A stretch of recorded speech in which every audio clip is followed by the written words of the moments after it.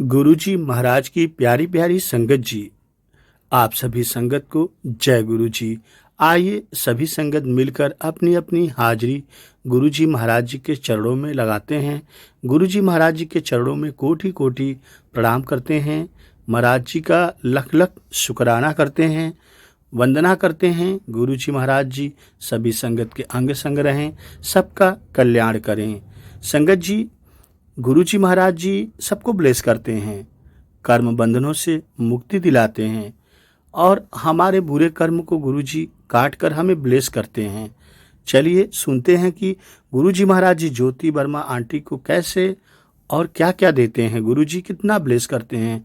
गुरुजी की कृपा से, गुरुजी का डिवाइन ब्लेसिंग भरा सत्संग कल्पना आंटी जी, सुषमा आंटी जी के घर पे आलमनगर नियर बुद्धेश्वर लखनऊ में गुरुजी का सत्संग संपन्न हो गया।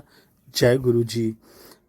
संगत जी, ज्योति वर्मा के सास और ससुर दोनों को रक्त कैंसर होने की पहचान हुई।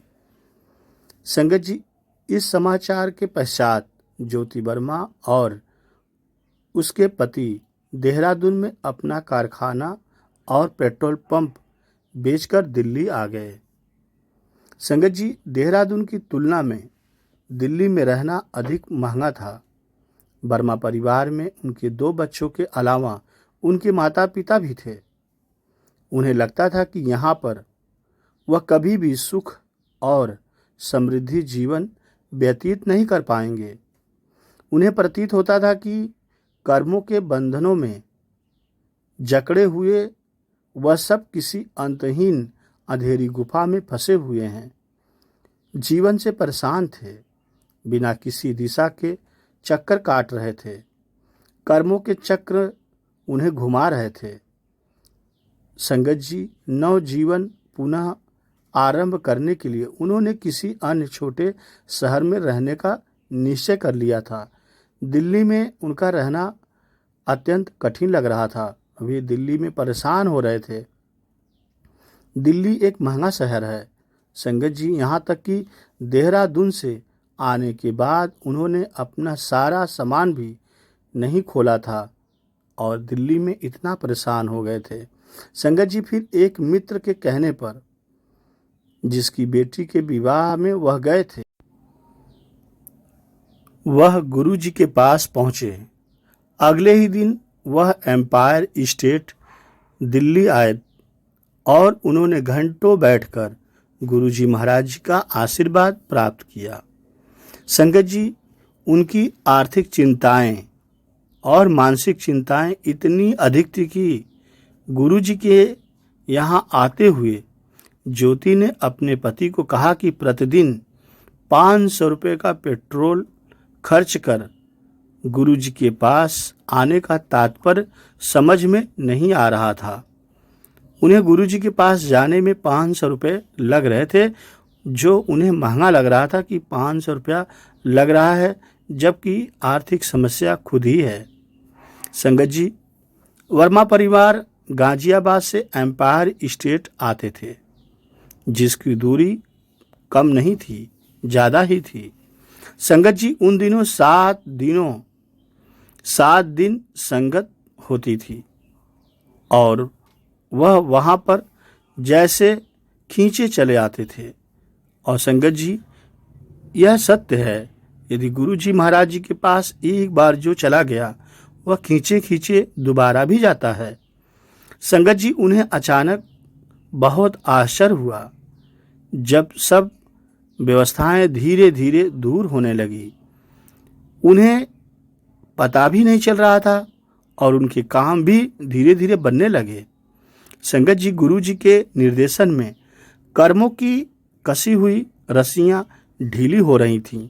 जो उनके बुरे कर्म थे, जो उन्हें समस्याएं आ रही थी, गुरु जी उनकी बाधाएं धीरे धीरे कम कर रहे थे। और संगत जी, शीघ्र ही उन्होंने बेस्टर हेल्थ केयर नामक कंपनी का मानव रक्त से निर्मित सीरा द्वारा दिया जाने वाला एक विशेष तरल पदार्थ आयात कर बेचना प्रारंभ कर दिया। उनकी कंपनी जो कभी भी 6 से 10,000 से अधिक शीशियां प्रतिवर्ष नहीं बेच पाती थी, आज उनकी मांग पूरी नहीं कर रही थी। इतना ज़्यादा उनके शीशियों की मांग अचानक बढ़ गई थी। संगत जी, यह आप सोच सकते हैं कि कौन कर सकता है? भला ईश्वर की कृपा के बिना यह कैसे संभव है? जब ईश्वर की कृपा होती है तो सब कुछ मिलने लगता है। और संगत जी, वर्मा परिवार की आर्थिक चिंताएं धीरे धीरे गुरुजी महाराज जी दूर करने लगे। उनकी चिंताएं दूर होती गई। उनका रुका हुआ धन भी वापस आ गया था। यह सब गुरुजी की कृपा, उनके आशीर्वाद के बिना नहीं हो पाता। उन्होंने एक बार शरण में गए और गुरुजी महाराज जी ने अपनी शरण में लगातार बुलाते रहे और बुला के ब्लेस करते रहे। इतने दयालु और इतने प्यारे गुरुजी हैं। संगत जी, अपनी कठिनाइयां व्यक्त करने से पूर्व ही वर्मा परिवार को गुरु कृपा का आभास होने लगा। उन्हें अब एहसास होने लगा था कि यह सब गुरुजी के आशीर्वाद से संपन्न हो रहा है, बिना उनके ब्लेसिंग के असंभव था। संगत जी, गुरुजी के पास जाते हुए वह दोनों यही वाद विवाद कर रहे थे कि गुरुजी को अपने कष्टों के बारे में बताया जाए या नहीं बताया जाए। परंतु संगत जी, गुरुजी ने उनके कहे ही बिना उनकी यह पहेली हल कर दी थी। संगत जी, गुरुजी के पास जब संगत जाती है तो गुरुजी उसकी समस्या पहले ही बता देते हैं। संगत जी, इस बीच में ज्योति वर्मा के ससुर के स्वास्थ्य में भी परिवर्तन आने लगा। वह ठीक होने लगे धीरे धीरे। और संगत जी, एक दिन कीमा थेरेपी करते हुए उन्हें मृत घोषित कर दिया गया था। उनकी जेब में सदा गुरुजी का एक स्वरूप रहता था। उन्हें न केवल नवजीवन मिला, अपितु वह रोग मुक्त भी हो गए। उसके बाद उन्होंने सभी तरह की जो बीमारियां थी उनके अंदर, कभी कैंसर का उपचार भी नहीं करवाया। गुरुजी की ऐसी कृपा हुई, सब कुछ बदल गया। संगत जी, अपने अनूठे तरीके से गुरुजी ने उनके पति की भी जीवन की रक्षा करी। गुरुजी ने उनके जीवन को बख्श दिया। एक बार उन्होंने संगत से आज्ञा लेते समय उनके पति को बैठने को कहा। 5 मिनट के बाद उन्होंने जाने की आज्ञा गुरुजी ने दे दी। किसी को समझ में नहीं आया कि गुरुजी ने ऐसा क्यों किया, 5 मिनट अपने पास क्यों बैठाया। यह वर्मा परिवार समझ में नहीं पा रहा था, पर वर्मा परिवार को शीघ्र ही इसका कारण पता चल गया। मार्ग में उन्होंने कुछ ही देर पहले हुई एक भयंकर दुर्घटना देखी। संगत जी, यदि गुरुजी ने उनका निकलना नहीं रोका होता तो उनकी भी संभवतः यही परिणाम होता। दुर्घटना में उनका कुछ भी हो सकता था। तो संगत जी, समझ सकते हैं कि गुरुजी महाराज जी भूत भविष्य वर्तमान सब देख लेते हैं, क्योंकि गुरुजी महाराज जी पृथ्वी पर मानव रूप में महाशिव हैं, त्रिकालदर्शी हैं। उन्होंने देख लिया कि आगे दुर्घटना है, इसलिए गुरुजी ने अंकल जी को 5 मिनट अपने पास बैठाया। जय गुरुजी। संगत जी, गुरुजी की कृपा ज्योति के संबंधियों पर भी बनी हुई है। उनको भी गुरुजी ब्लेस कर रहे हैं। रीढ़ की हड्डी में एक चक्र के हिलने से उनके पति शैया पर थे। 1.5 माह तक गुरुजी ने उनके बारे में भी नहीं पूछा। फिर अचानक एक दिन उन्होंने हल्दी वाला दूध पिलाने को कहा। उसे पीकर वह स्वस्थ हो गए। संगत जी, गुरुजी के ब्लेस करने के तरीके आप समझ सकते हैं कि कितने अलग अलग हैं। गुरुजी महाराज जी दूध पिला के उनको स्वस्थ कर दिए। संगत जी, ज्योति के एक घनिष्ठ संबंधी जो लखनऊ स्थित हिंदुस्तान एरोनॉटिक लिमिटेड में एक वरिष्ठ अधिकारी थे, उनकी विचित्र समस्या थी। उनकी अपने वरिष्ठ अधिकारी से अनबन थी। बराबर झगड़ा होता था और उस अधिकारी ने उनकी पदोन्नति रोकी हुई थी। उन्होंने मन ही मन पद त्यागने का निश्चय कर लिया कि नौकरी छोड़ देंगे। वाद विवाद होता रहता था, इसलिए वो परेशान थे कि अब मैं नौकरी छोड़ दूंगा। परंतु संगत जी, गुरु जी की दया तो देखिए, गुरु जी की दया से उनकी पदोन्नति हो गई और हैदराबाद तबादला हो गया। चेन्नई में अपने इंटरव्यू के उपरांत उन्होंने स्वयं कहा था कि उनकी पदोन्नति असंभव है। आज वह भी प्रसन्न है और कुछ बड़े विभागों का कार्य संभाले हुए हैं। संगत जी, आप समझ सकते हैं कि गुरु जी के शरण में जो एक बार आ जाता है, गुरु जी उसे कैसे और कितना ब्लेस करते हैं। गुरु जी इतने दयालु हैं, वे पल पल आपकी खबर रखते हैं और गुरु जी को क्या देना है वह देते हैं, परंतु सही समय और जगह सब गुरु जी निश्चित करते हैं कि आपको कब और क्या देना है। इसलिए संगत जी, कभी घबराना नहीं चाहिए। आप गुरु जी से कनेक्ट हो जाइए, गुरु जी से कनेक्शन बनाइए। वे आपको सब कुछ देंगे जो आप चाह रहे हैं, जो आपके मन में चल रहा है, पल भर में गुरु जी दे देते हैं। आप एक बार सच्चे मन से, सच्चे भाव से गुरु जी के संरक्षण में तो आइए। संगत जी, गुरु जी अपने भक्तों को प्रतिकूल परिस्थितियों से भी बचाते हैं। यदि आपका समय खराब है, आपके पास संकट है, समस्याएं हैं, तो गुरु जी उससे भी बचाते हैं। वर्मा जी के कारखाने में 18 से 20 फुट गहरे एक विशाल भूमिगत पानी की टंकी का निर्माण हो रहा था, जिसमें 20 से 25 श्रमिक काम कर रहे थे। अचानक उसमें एक पत्थर गिर गया और सब मजदूर खतरे को भांपते हुए बाहर आ गए। जैसे ही अंतिम मजदूर बाहर निकला, वह 18 फुट ऊंची और 65 फुट लंबी दीवार ढह गई। संगत जी, किसी को चोट तो नहीं आई, यहां तक कि एक शिशु की जान भी बच गई। क्या यह गुरु जी की दया के अन्यथा संभव था? बिना ईश्वर गुरु जी के यह असंभव था। बचाने वाले गुरु हैं, ईश्वर हैं। संगत जी, एक और संदर्भ, ज्योति की बहन के विवाह को 7 वर्ष हो गए थे और वह पेट से दर्द से पीड़ित थी। पेट में बहुत ज्यादा दर्द था। पेट दर्द से इतना पीड़ित थी कि रो रही थी। उसका उपचार हो चुका था, परंतु वह ठीक नहीं थी। यहाँ तक कि ऑपरेशन भी हुआ था, फिर भी उसे बहुत समस्या थी। संगत जी, रोग जैसा वैसा ही बना हुआ था जैसे पहले था। उसके परिवार वाले ज्योतिषियों और तांत्रिकों के चक्कर भी बहुत ज़्यादा लगा चुके थे, फिर भी आराम नहीं हुआ। ज्योतिष देखे, तांत्रिक देखे, फिर भी रोग वैसे की वैसे ही बना रहा।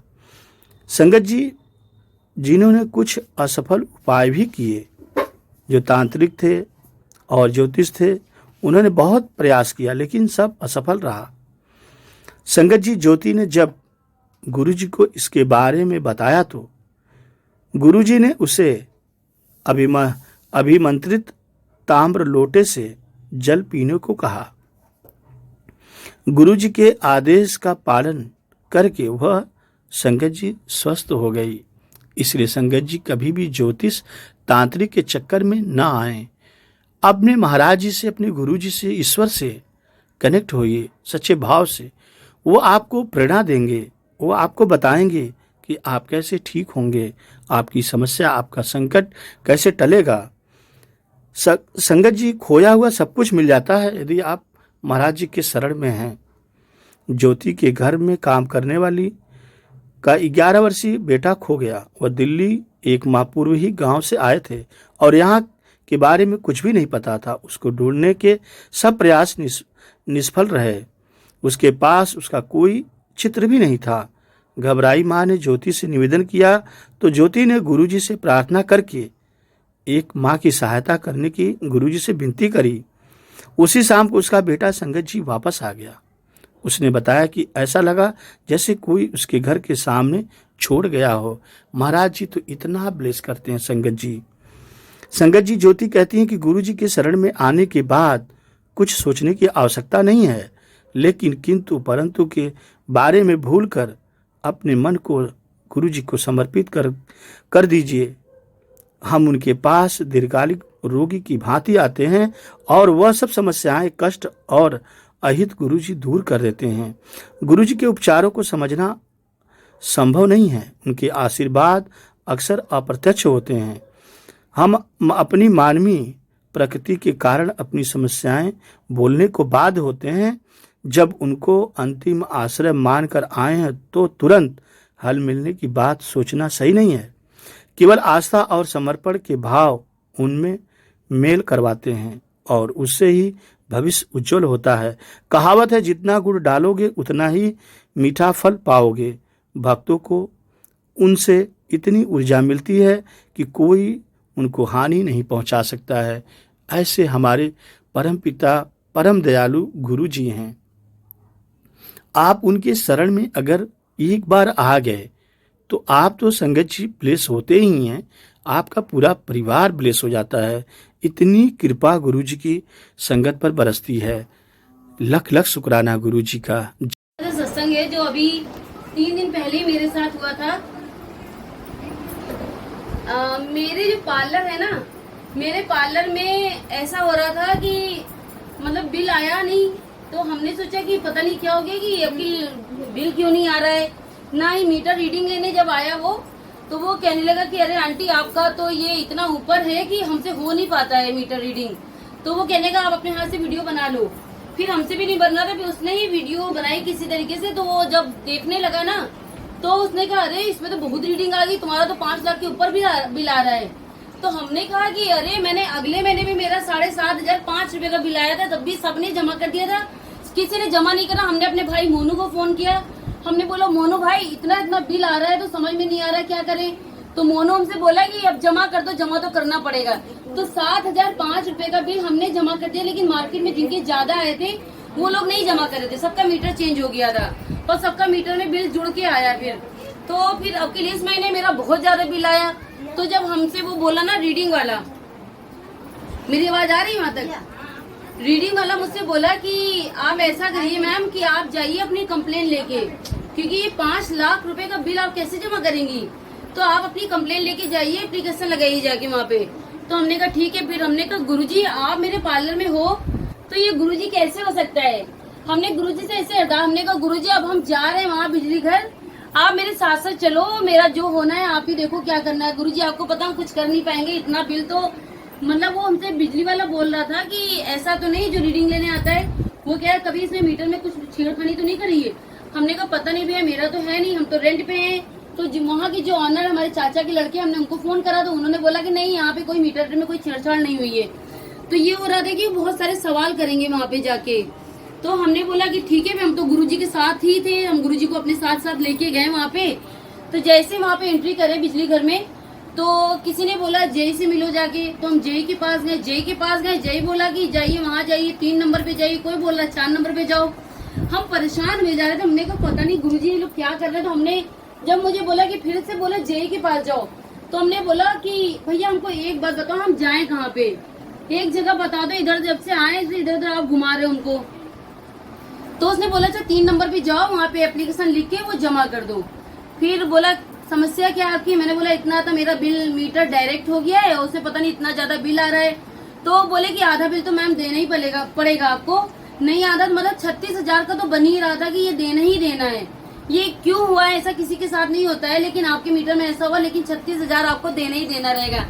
हमने कहा हमें पता है गुरुजी मेरे साथ है, ऐसा कुछ होने वाला तो है नहीं। फिर हमने जैसे हम जय के पास गए, एप्लीकेशन हमने सारी लिख के भी जय के पास जब जमा करने गए ना वहाँ पे, तो जय साहब बोले हमसे कि हाँ बताइए मैडम क्या बात है आपकी।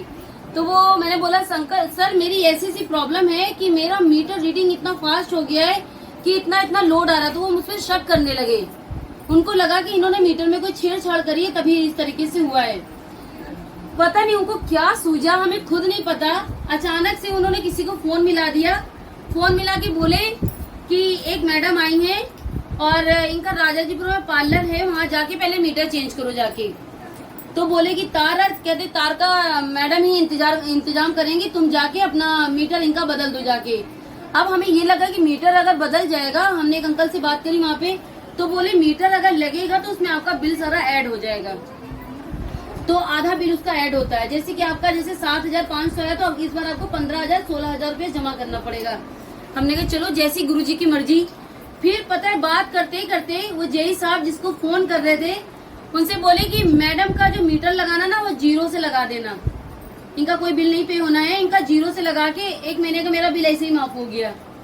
तो मेरे गुरुजी ने ये किया मेरा कि उन्होंने मेरा जो नया मीटर लगा उसको 0 से ही लगा दिया। तो ये गुरुजी का चमत्कार हुआ था कि जो किसी के साथ नहीं होता तो वो गुरुजी ने किया था। ये इसलिए हुआ था क्योंकि गुरुजी मेरे साथ साथ गए हुए थे। फिर जब मीटर रीडिंग वाले जब मीटर के लिए जो वो लोग आए ना मेरे घर मेरे पार्लर, तो 3-4 लोग आए थे। तो वो जानने में वो मेरी चाची की बात करने लगे कि अरे तुम्हारी चाची तुम्हारे सोनू भाई और सबके बीच में हम लोग पड़े हैं, ऐसा ऐसा जो हुआ था। वो सारी बातें जब करने लगे ना तो मौसी वो जो दीपक अंकल नहीं है, दीपक यहाँ रहते थे भाभी जी के यहाँ, उनके यहाँ से कोई आया, वो सारे तुम लोग की डिटेल बताने लगे। तो हमने कहा कि अब तो मेरा काम होना ही होना है। तो उन्होंने कहा कि आपको 15 मीटर तार मंगवाना पड़ेगा। फिर बोले अच्छा रहने दीजिए, आपको कोई पैसा नहीं लगाना, सब हम अपने पास से कर देंगे। मतलब मेरा मीटर भी बदल गया, तार भी लगा दिया, कोई पैसा नहीं पड़ा। तो गुरुजी ने ऐसे ऐसे बंदे भेजे वहाँ पे कि जो जानने में निकले और कुछ नहीं 1 महीने का बिल भी माफ हो गया मेरा। तो इसका गुरुजी का बहुत बहुत शुक्राना कि जब हम गुरुजी से जब कोई भी काम हम लोग करने चलते हैं ना, सिर्फ गुरुजी से कहते हैं गुरुजी आपको ही करना है। हमने तो गुरुजी पे सब कुछ छोड़ रखा है, चाहे मेरे घर की स्थिति चाहे जैसी हो, चाहे पार्लर न चल रहा हो या पार्लर बहुत ज्यादा चल रहा हो, कुछ भी चलता है सब गुरुजी की मर्जी से होता है। हमें पता है मेरे गुरुजी जो करते हैं सब सही करते हैं।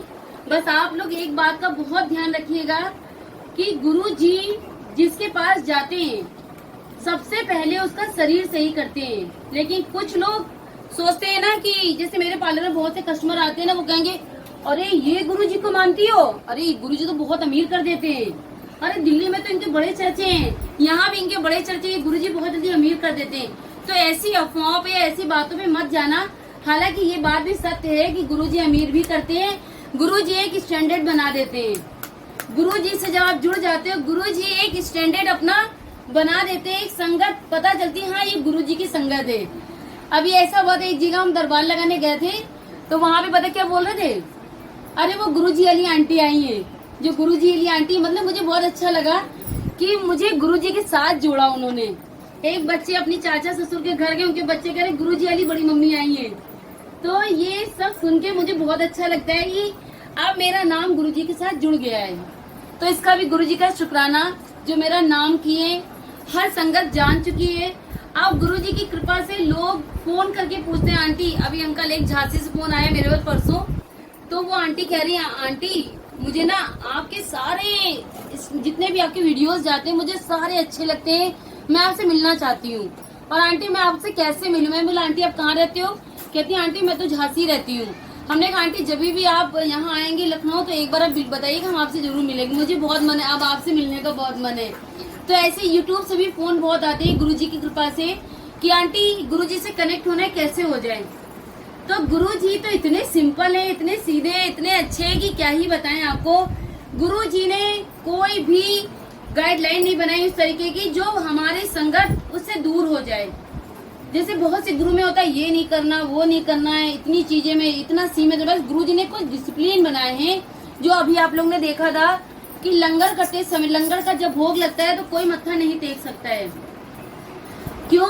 क्योंकि उस समय गुरुजी हमारे बहुत प्यार से जो संगत ने बनाया, जिस सेवादार ने भोग लगाया, जिस सेवादार ने इतने प्यार से रच के उसको बनाया है गुरुजी के लिए, तो गुरुजी पता है उसे बहुत प्यार से उसका भोग लगाते हैं। आप लोग को लग रहा होगा अरे ये क्या गुरुजी अभी एक जगह सत्संग में गए, अरे गुरुजी आ गए क्या, कहीं दिख नहीं रहे गुरुजी के। हमने कहा आंटी सामने बैठे तो हैं, तो कहते अरे कहाँ गुरुजी, मतलब उनको लगा गद्दी लगी हुई है तो कोई आएगा इस पे बैठेगा आगे। लेकिन ये हम लोगों की आंखों से पूछो, गुरुजी आते हैं साक्षात बैठते हैं। जब आपका बहुत स्ट्रॉन्ग कनेक्शन हो जाएगा ना तब आपको पता चलेगा कि गुरुजी कैसे हमारे साथ हैं, हमें कैसे नजर आते हैं। और अगर आप सत्संग में बैठे हो, भजन सुन रहे हो, अगर आपको करंट लग गया कहीं से, जैसे कि एक होता नहीं शरीर में झुंझुनी लग जाना कोई भजन से, या आंसू निकल आना, तो जब आंसू निकलते हैं ना हमारे, तो गुरुजी हमारे मन में वास करते हैं, तो हमारे अंदर से मन को पवित्र करते हैं, साफ कर रहे होते हैं। उस समय ये आंसू अपने आप नहीं निकलते हैं, ये गुरुजी से कनेक्ट हो जाते हैं, तब हमारे आंसू निकलना शुरू होते हैं। हमारे जब शरीर में झुंझुनी से लग जाती है, कोई ऐसा भजन आता है जो हमें करंट देने लगता है, झुंझुनी एकदम मतलब बॉडी हमारी वाइब्रेट होने लगती है, तब गुरुजी अपनी गद्दे से उठ के हमारे सर पे हाथ फेरने आते हैं। तो गुरुजी ऐसे सबको कनेक्ट करते हैं। बस इसको फील करके देखो आप लोग कि गुरुजी कैसे हमारे अंग संग रहते हैं। गुरुजी हमारे बहुत अच्छे हैं। जो गुरुजी को जान जाएगा वही समझ पाएगा कि गुरुजी क्या है। अभी तो ये एक आपको लगता होगा ना एक आदमी जैसे हैं, हाँ गुरुजी एक महापुरुष हैं। महापुरुष इसलिए गुरुजी के आगे सिर्फ दिया जलाना, कोई धूप बत्ती नहीं जलानी। जिनके पास भी अभी आपके पास शायद नया स्वरूप गया है, भैया ऐसे जबान से चाट के भी नहीं खाना है आपको पूरा उंगली से ही फिनिश करना है।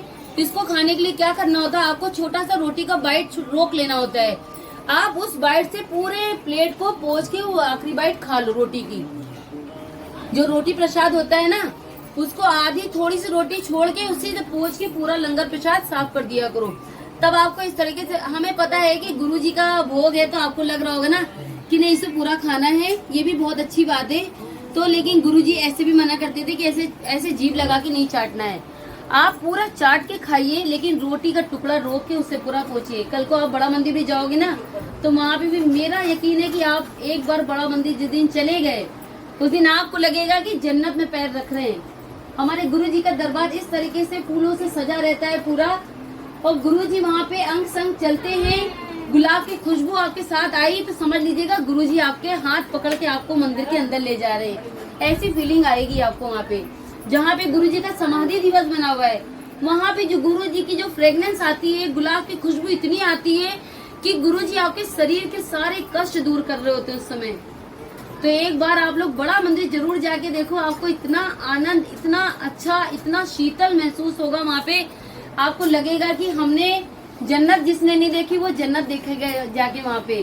तो एक बार बड़ा मंदिर जरूर जाना आप लोग। अब गुरुजी की कृपा से 3-3 लोग बस ले जाने लगे हैं। आज भी हमारे लखनऊ से बस गई हुई है, जो तनुश्री आंटी लेके गई है, बलविंदर अंकल और तनुश्री आंटी लेके गई है। आज भी उसमें 40-45 संगत गई है। तो ऐसे 3 लोग बस ले जाते हैं। जिसको बस से जाना बस से जाए, इसको बाई कार जाना बाई कार जाए। तो लेकिन बड़ा मंदिर एक बार जरूर जाके देखो आप लोग, बहुत अच्छा है वहाँ पे। तो गुरुजी से कनेक्ट होना है तो बस गुरुजी को मन ही मन याद करना है। ये नहीं कि मतलब जो है कहीं भी जो है दिखावा कर रहे हैं, ऐसा कुछ नहीं है। गुरुजी को सिर्फ मन में आप, गुरुजी को अगर आपके शरीर में कोई कष्ट है तो गुरुजी का सिर्फ मंत्र जाप आपको मन ही मन करना है, जो बज रहा है यहाँ पे। इस मंत्र जाप में बहुत शक्ति है। इस मंत्र जाप से बीमारियां सही होती है, हमारा मन पवित्र होता है।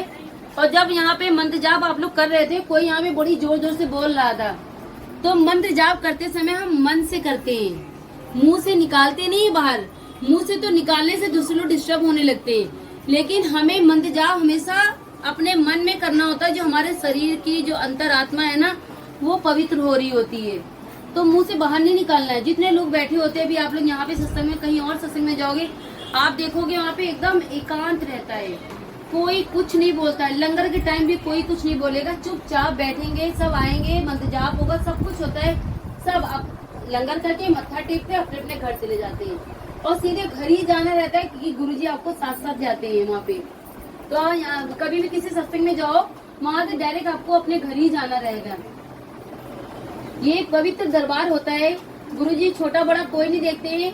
आप चाहे करोड़पति हो, चाहे लखपति हो, चाहे हजारपति हो, चाहे सैकड़ोंपति वाले हो, लेकिन अगर बड़ा मंदिर जाओगे तो एक कतार में ही आपको चलना है।